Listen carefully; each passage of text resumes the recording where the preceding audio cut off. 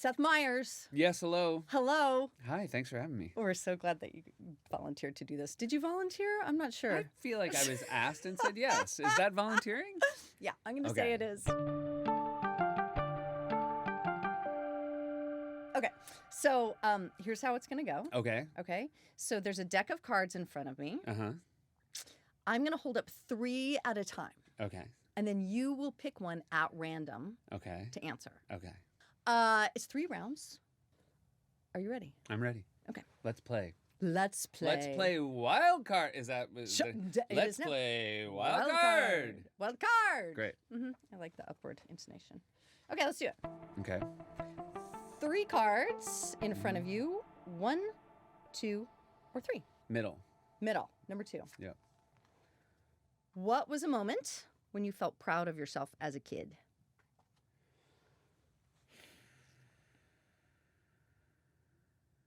Oh, that's a lot. You didn't ever.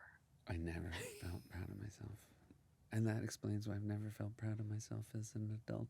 My dad did a really special thing. I had done an art project at school, and it was a Christmas drawing, and it was a bunch of reindeer going around in a circle around Rudolph in the middle. And this is not a good painting, and I know that because it is still on the wall in my parents' home. But he brought it to a department store, unbeknownst to me, where you submitted art for, prizes. And I didn't know this, and we went to this department store, and my parents were walking us through, and it had won a ribbon. No. Yeah. That's amazing. And telling the story, I almost just got choked up saying it because... That's a lovely thing. And it was a very lovely thing that he did, and it was very cool that he did it as a surprise, because I do remember, to this day, like walking around the corner and just having to process, 1, that was something I did, and 2, someone other than my parents had put a ribbon on it. Yeah. Yeah. Can you produce art to this day? No, but that was my game plan for a long time. I wanted to be an artist. I wanted to be a comic book artist. Oh, really? And my mom, my wife is so exceptional at this right now with our kids, which is my parents are very good at seeing an interest and making sure they use that as the propulsion for what my hobbies are going to be. So I wanted to be a comic book artist, and my mom found a guy who taught comic book drawing, and I would go to this guy's house once a week and draw, comic book stuff with him. For a couple of years until I realized I wasn't particularly good at it, but I enjoyed it. That's awesome. Yeah. Okay. You did great. Mm-hmm. See, it's so easy. So easy. So easy. 3 more cards. Still in the first round. 1, 2, 3. 1. 1. Yeah. When have you felt most homesick? I've never felt that homesick. Okay, interesting. Yeah. You are close with your parents, though. I'm close with my parents, and I think one of the reasons I've never felt homesick is because my parents still live in the house I grew up in. Wow. One of the reasons I don't feel particularly homesick for that is my parents have an old English sheepdog, and they have had different ones over the course of the entirety of my life, and I'm definitely allergic to them. And when I thought I was chronically ill all through high school, and then I went to college and it was like it's an autoimmune disease. Yep. And then I went to college and I'm like, nope, it was the dog. We even went, I was telling this story recently, because my dad is one of those people who will not accept. He was very frustrated with how sick I got, and he thought there had to be a root cause. And so I remember we went to one of those allergy doctors where they do the prick test. Oh my God, I had that done on my back. Yeah, it's hard. And so, your whole arm. And, I remember just driving there, my dad being like, we're going to figure this out. We're going to make you better. Nobody should be as sick as you. Oh. And then they did the prick test, and the biggest spot was dogs. And then we got in the car, he's like, we're not getting rid of the dog. And so, so I'm not home. And again, I'm take a couple Benadryl, you'll be fine. Exactly. I'm very close to my parents. I see them a lot. My brother just got married. And I was lucky enough to give the best man speech. And one of the things I said, because we did not have, both at my and my brother's wedding, there were not a ton of blood relatives at our weddings. We invited a ton of friends.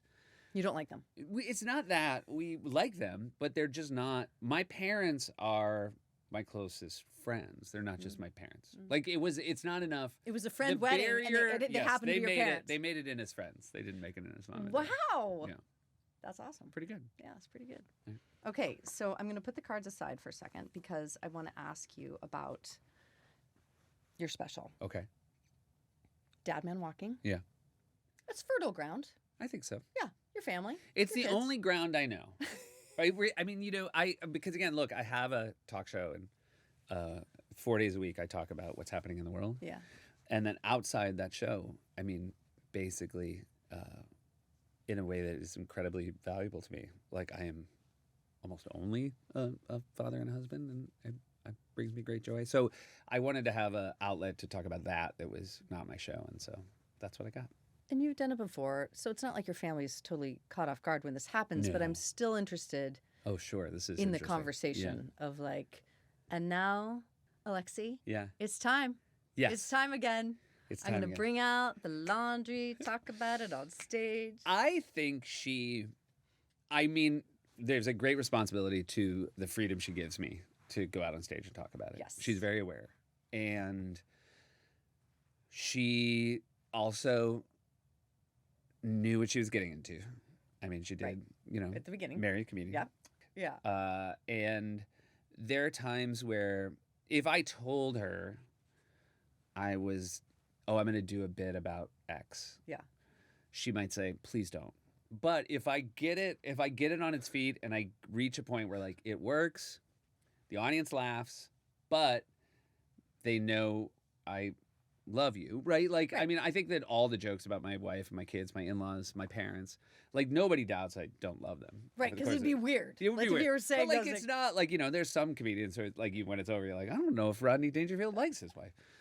This isn't that. But yeah, so it's but I do wait until it actually works before I'm like, hey, here's this bit. You can tell me if you don't want me to do it, I wouldn't do it. And more often than not, she's like, nah, it's funny. That's good. And what about the kids? The kids, Don't get a say. They don't get a say. The other thing that's important is I think if anybody watches the special and you said to them, now based on what you've heard, who's the dumbest person in the family? Everybody would say me. So, part of it, of course, is like how you structure it, which is, there's I don't want to give anything away, but I will tell you my wife's favorite joke in the special is the one about my inability to fold up a stroller. I am giving her the gift of me being incompetent, which I think she enjoys me saying on stage. Yeah. So another bit I loved in the special is when you talk about how parenting styles skip a generation, or at least they're different. Yes. And your parents had a way that they raised you Yes. and your brother, and that is different than how you parent.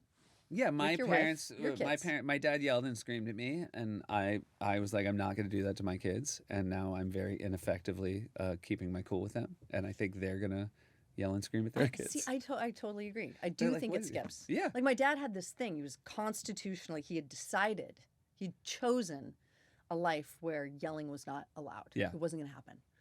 And that all three, my sister, my brother, we are raging yellers. Yeah. It is almost my preferred way to communicate with my children, to the point now that I'm worried that if they're just out in the world and someone yells like danger, Yeah. that it would just be like white noise, like Charlie Brown Right. teacher, because that's how I communicate. with I will say I had a heartbreaking thing happening, which is when my dad screamed, we were genuinely scared of him. Like my dad was like that. I mean, not like physically scared, but Yeah. like he was an intimidating Yeah. yeller, right? Whereas, and I was driving the other day, and I was losing my temper, and my son was in the backseat with his friend, and he said, "Oh my God, my dad's about to lose it. It's so funny." And I just realized how I was like, "Oh, I'm just so neutered."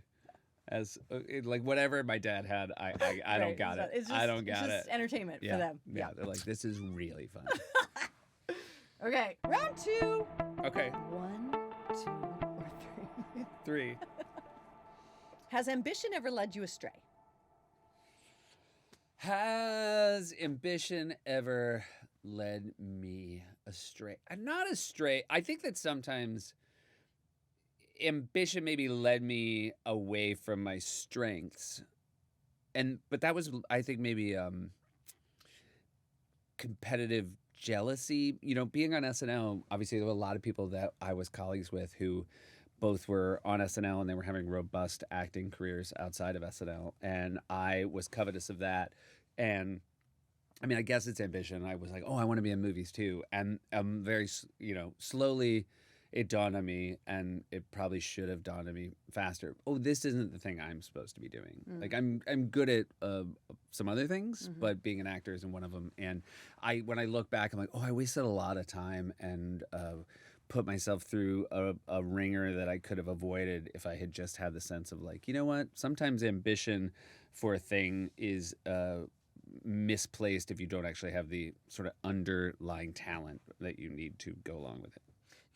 But you came to that realization on your own. It didn't take someone telling you part's not going to work out. I mean, I should say, like, I kept not getting cast, so it wasn't like anybody ever took me aside. It was, it's like, it's not like your agents are like, stop. They're still like, hey. Yeah. But I did at some point say, I don't want to go on auditions anymore, and I think I'm just gonna. And at the time, some other things happened that being promoted to head writer at SNL I realized, oh, this is an accomplishment, and it should be enough for me, and I should maybe let go of that other chase. But that's a harder, I would imagine, head writer at SNL. Like, what's that career like it worked out for you. Sure. But when you're an actor, you're just like, I'm an actor, and then you have acting jobs. Weirdly, I guess one of the things was I wasn't as much of an actor as other people in the cast. I had been an improv comedian, and then I, had this weird path that led me to SNL. And then you make this mistake of you walk down a hallway and you see pictures of former cast members, and you think because you work at the same place they do, you're going to have the same career path, know. But it's a mistake to say just because you got hired at the same place as Adam Sandler or Will Ferrell, that doesn't mean you're going to have their career. And a lot of different people with a lot of different skill sets come through SNL. And so, I'm very grateful that there was a patience with my time there that allowed me to find my fit. Yeah. You like what you do 10 years on? I mean, right now, I like what I do more than anything I've ever done. Really? Yeah. Which I didn't think. I thought SNL would be the thing I'd love the most. Yeah. And I will say that my current job with my current place in life and children and a family and my age, it's you kind of get to build a home when you have your own late night show for a decade. Right. Whereas at SNL, you really felt like you were.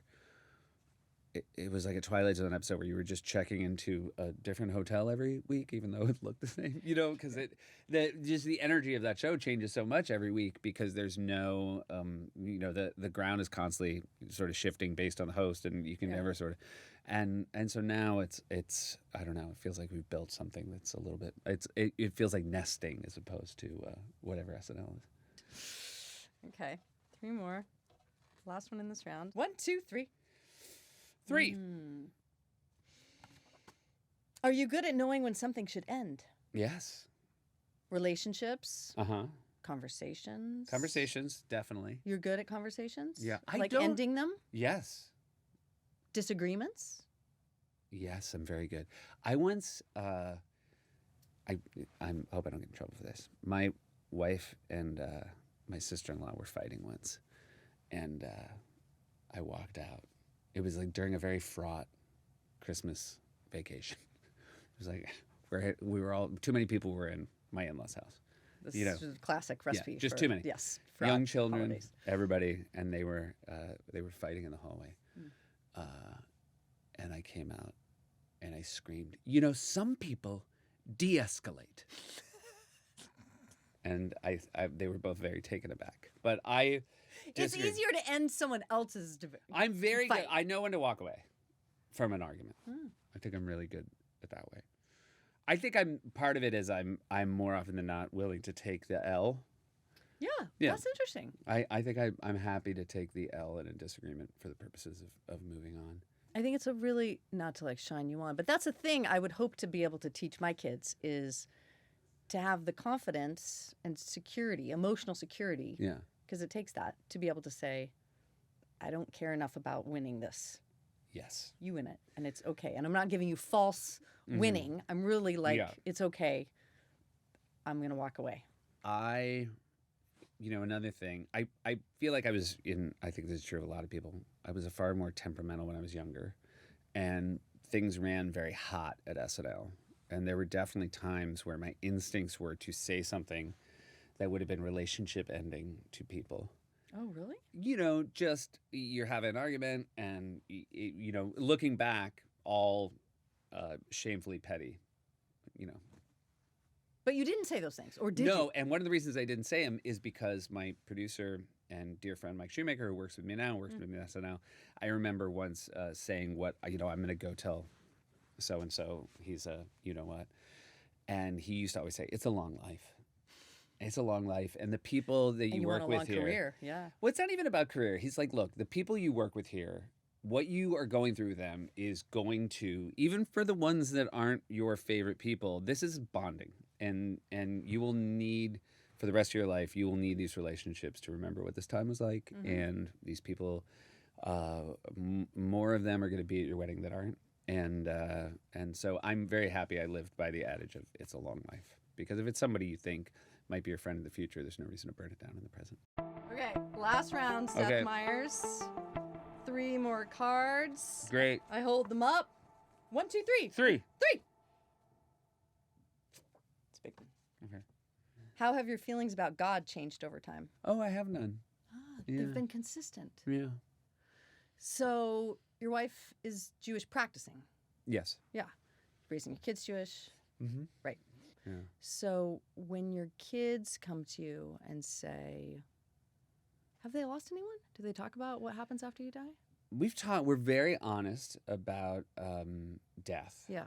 But we haven't had one that is what I would say is seismic. But like, I also feel, you know, if my kids wanted to talk to me about like the idea of like religion and God, I do feel like this is our, you know, I feel like I have a very strong, I would like to believe at least a very strong moral compass that I didn't necessarily need to get through religion, right? I feel like, but I because I don't believe in an afterlife, you know, this is it, right? This is our one chance. Yeah. So live Here we like are. this is the one that counts, and Yeah. and don't do anything that Yeah. you would regret, because there's not a second chance to get this right. Yeah. I feel like I was totally comfortable in my spiritual ambiguity for most of my life. But then having kids Mm-hmm. was like, oh, what do I tell you? But I think they're more comfortable in ambiguity than I think I often give them credit for, I think. I mean, you know, I do like, you know, they just started Hebrew school, and I think, you know, I think will be a very special thing for them that I didn't experience. And, you know, I almost look forward to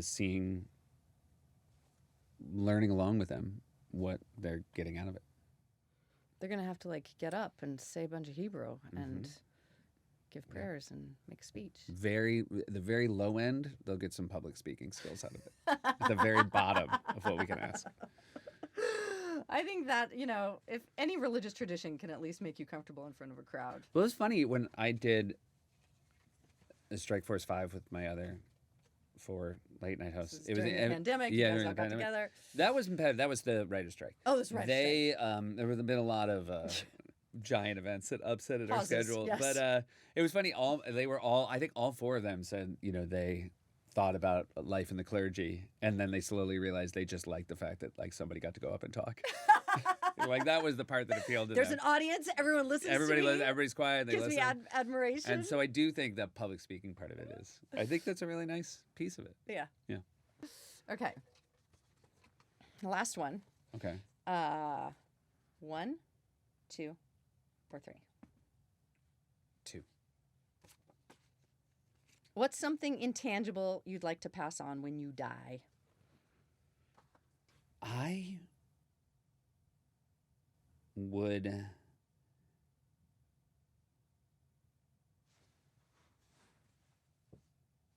really learned to love how other people are funny. And it's very important, obviously. I want to be funny and I work really hard, but I've been in a great position being at SNL and, you know, getting to host a late night show for 10 years, like just being able to laugh at other people, because I get a lot of joy from making people laugh, but it is easier to laugh at other people, and it's always at your fingertips if you want to do a little bit of work to find it. And so I wouldn't hate if people remembered that I took a lot of joy in what other people were doing. Yeah. I would also But they just find like fun. I mean, as far as like my kids, I just hope my kids have a life that is. I mean, I just want laughter to be, a big part of it for them. Yeah. And so far they have it. And again, it's the happiest sound, right? is a very good Your sound. kids laughing, yeah. So That's a very as long as they don't do it, before 7 in the morning. That's right. Yeah. Or directly at you. That or need- at your expense, rather. I don't even mind that. You don't even care. No. Especially if it's a really good joke. I'm so happy to be the rodeo clown of our home. Yeah. They all just turn on me, and it's the best. So we end the show the same way every time, Okay. with a trip in our memory time machine, where you choose a moment you would like to revisit, a moment you wouldn't want to change anything about. You just want to linger there a little longer. What moment do you choose?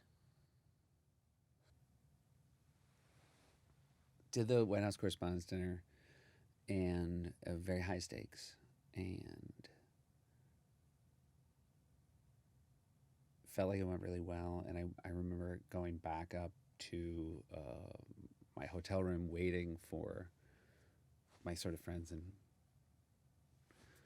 family to show up.